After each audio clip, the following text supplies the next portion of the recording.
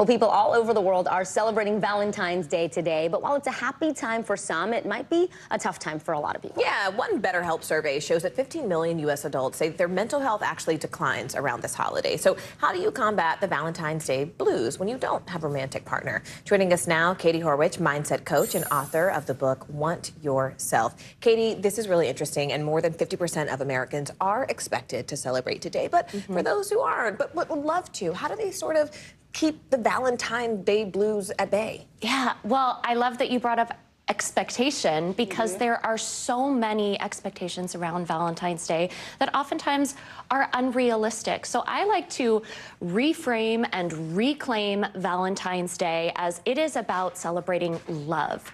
Period. Some of these Valentine's Day blues that you talked about, they can lead to feelings of low self-worth or loneliness, isolation, and we can think, oh, this is just, it's one day. But these can lead to larger feelings of depression, anxiety, and real mental health issues. What are some active steps you can take if you are struggling? How do you address some of those difficult feelings? Well, first you have to acknowledge the feelings that you're feeling. I did not make up this phrase, but there's this saying that what you resist persists. So acknowledging your feelings and recognizing that they're not good or bad, they're information, and separating the feelings that you have from the opinions you have about those feelings. Because just because you're feeling uncomfortable or lonely doesn't mean that you are alone, you know?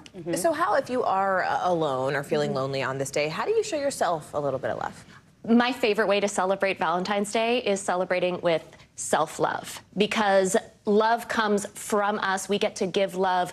Lonely, I say, is love with nowhere to go. So give your love somewhere to go. You can practice gratitude. You can practice self-care in more luxurious, maybe romanticizing your life type ways, but also you can do things like scheduling appointments for yourself, cleaning your closet, doing things that are really practical and show yourself that you care about you. Productive. Sometimes it can be really helpful also to go out with other people, not to be alone on this day, and celebrating the other loved ones you have in your life. What are some suggestions you have around that? So there's a lot of talk in the last few years around Valentine's Day, which I love. I love this idea of celebrating all of the relationships in our lives, or maybe Valentine's Day for, you know, with kids, with friends of all genders, maybe even your pets, giving compliments to people and giving them out loud the way that, you know, you would want people to be receiving them with love. I love that. That is so good. Mindset coach Katie Horwitch, thank you very much. Love it. Valentine's Day. How about that? Happy Valentine's. Happy Valentine's Day. And stay with us. You're watching NBC News Daily.